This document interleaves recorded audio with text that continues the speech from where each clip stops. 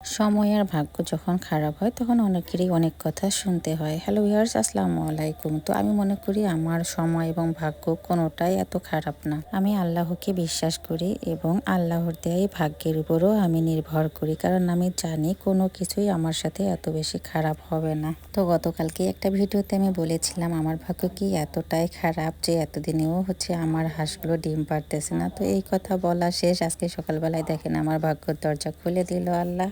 তো ছোট ছোট এই চাওয়া পাওয়াগুলো থেকেই কিন্তু আমি অনেকটাই বিশ্বাস করি যে আমার আল্লাহ আমার সাথে খারাপ কিছু কখনোই করবে না। তো ঘুম থেকে উঠেই যখন এই খুশির সংবাদটা পেলাম, গিয়ে বলতেছে হাঁস ডিম পেড়েছে, শুনেই তো আমি মহা খুশি। আগে গিয়ে ডিমগুলোই বের করে নিয়ে আসলাম। আর এই তো এরপর রান্না বান্না শুরু করে দিলাম। প্রথমে চা বিস্কিট মুড়ি খেয়ে নিয়ে এরপর একটার পর একটা রান্না করতেছি। আজকে সজনা আলু রান্না করলাম সরিষা বাটা আর জিরা বাটা দিয়ে। তার সঙ্গে একটু ঢেঁড়স আলু দিয়ে ভাজি করলে কিন্তু অনেক ভালো লাগে খেতে। অনেকেই আছেন যারা ঢেঁড়স ভাজি খেতে চান না বা পছন্দ করেন না, এভাবে আলু চিকন করে কেটে দিয়ে ভাজি করে খেয়ে দেখবেন, অনেক ভালো লাগে খেতে। আর মাছের ঝোল করলাম। মাছগুলোকে লবণ হলুদ দিয়ে মাখিয়ে ভেজে নিয়ে এরপরে এই তো মশলাগুলো সব কষিয়ে নিয়ে একবারে একটু পাতলা পাতলা ঝোল করে রান্না করলাম। সকালবেলায় এই রান্নাবান্নাগুলো শেষ করে এরপরে কিন্তু মেয়েকে আনার জন্য স্কুলে যাব। তো এই জন্য ঝটপট তো রেডি হয়ে গেলাম। তার উপর শরীরটাও আবার বেশি ভালো না। গতকাল রাত থেকে কেন জানি খারাপ লাগতেছিল, বুঝতে পারিনি যে হঠাৎ করে এরকম জ্বর আসবে।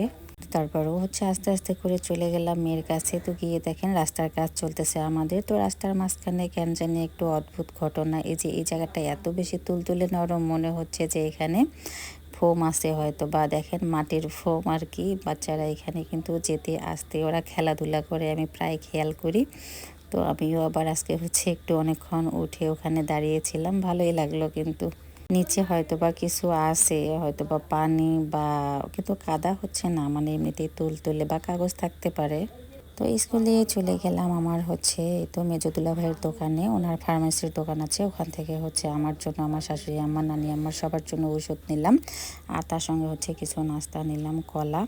আর আসার পথে মামি আমার জন্য লাউ ছিঁড়ে রেখেছে। তো ওগুলো নিয়েই তো হেঁটে চলে আসলাম। আমি যে হাঁটবো, হাঁটার শক্তিটাই পাচ্ছিলাম না। আর যেহেতু আমাদের রাস্তায় কাজ চলতেছে, ভ্যান রিক্সা চলতেছে না, তাই হেঁটেই আসতে হয়েছে। তো উনি আবার আমার মেয়েকেই সাথে করে দিয়ে দিল খরচগুলো বাসা পর্যন্ত দেওয়ার জন্য। আর রাতের জন্য তো সিম্পল ডিম আলু ভর্তা করতেছি, কারণ দিনের তরকারিগুলো রয়েই গেছে। আর আপনাদের ভাই এই তো চলে আসলো অফিস থেকে বাসায়, মেয়েদের জন্য নাস্তা নিয়ে আসছে। ওরা নাস্তা পেয়ে তো মহা খুশি। আর আজকে বাসার একটা দেশি মোরগ অনেক দিন পর তো জবাই করে রেডি করে রেখে দিলাম। আর রাতে যেহেতু বিদ্যুৎ থাকতেছে না, তাই রান্না বান্না করলাম না, সিম্পল আলু ভর্তা দিয়ে চালিয়ে দিলাম। তো ভিডিওটা এখানে শেষ করলাম। সবাই ভালো থাকবেন, সুস্থ থাকবেন, আল্লাহ হাফেজ। ভিডিওটা ভালো লেগে থাকলে শেয়ার করে পাশে থাকবেন।